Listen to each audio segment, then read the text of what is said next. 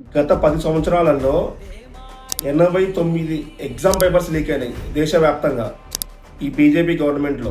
ఈ 89 ఎగ్జామ్ పేపర్ల వల్ల 6,50,00,000 మంది విద్యార్థులు రోడ్డు మీదకి వచ్చారు.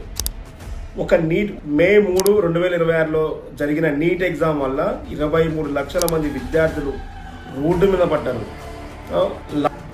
లాంగ్ టర్మ్ కోచింగ్లు తీసుకొని రాత్రనక పగలనక కష్టపడి ఎగ్జామ్ రాసిన నిజాయితీ గల స్టూడెంట్స్ వాళ్ళ డాక్టర్ కావాలన్న వాళ్ళ కోరికల్ని ఈ గవర్నమెంట్ నిర్దాక్షిణంగా నడి రోడ్డు మీద పెట్టేసింది అనమాట. అయితే ఈ నీట్ ఎగ్జామ్ పేపర్ లీక్ అయిందని చెప్పేసి కేంద్ర విద్యాశాఖ మంత్రి ధర్మేంద్ర ప్రధాన్ ప్రెస్ కాన్ఫరెన్స్ పెట్టుకుంటూ ఈ ఎగ్జామ్ పేపర్ లీక్ అయింది, దానికి నేను ప్రధాన బాధ్యత వహిస్తున్నా అని రాజీనామా చేయకుండా పేపర్ లీక్ అయింది, మళ్ళీ మేము రీకండక్ట్ చేస్తాము, మళ్ళీ జూన్ 21 తారీఖున మళ్ళీ ఎగ్జామ్ రాయండి అని చెప్పేసి ఏదో ఆయన ఒక 4 మాటలు చెప్పి దులుపుకున్నాడు. మీ చాతగాని నిర్లక్ష్యం వల్ల 14 మంది విద్యార్థులు సూసైడ్ చేసుకొని చనిపోయారు. గత 12 సంవత్సరాలు బీజేపీ గవర్నమెంట్లో ఎన్నో పేపర్ లీకేజీలు జరిగినాయి, ట్రైన్ యాక్సిడెంట్స్ జరిగినాయి, ఎయిర్లైన్ యాక్సిడెంట్స్ జరిగినాయి, ఉగ్రవాదుల అటాక్లు జరిగినాయి.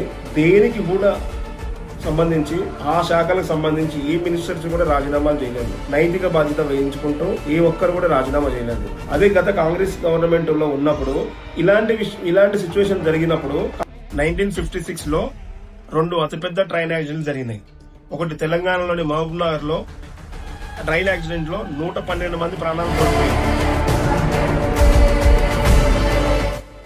రెండవది తమిళనాడులో అతిపెద్ద రైలు యాక్సిడెంట్ జరిగింది. దీంట్లో 144 మంది ప్రాణాలు కోల్పోయారు. దీనికి నైతిక బాధ్యత వహించుకుంటూ లాల్ బహదూర్ శాస్త్రి తన రైల్వే శాఖ మంత్రి పదవికి రాజీనామా చేసింది. దాని తర్వాతకి ఢిల్లీ ఎయిర్పోర్ట్ లో ఒక విమాన యాక్సిడెంట్ జరిగింది. దీనికి నైతిక బాధ్యత వహించుకుంటూ అప్పుడు సివిల్ ఏవిగేషన్ మినిస్టరు మాధవరావు తక్షణమే రాజీనామా చేసిండు. దేనికి నైతిక బాధ్యత నేను వహిస్తున్నానని చెప్పేసి.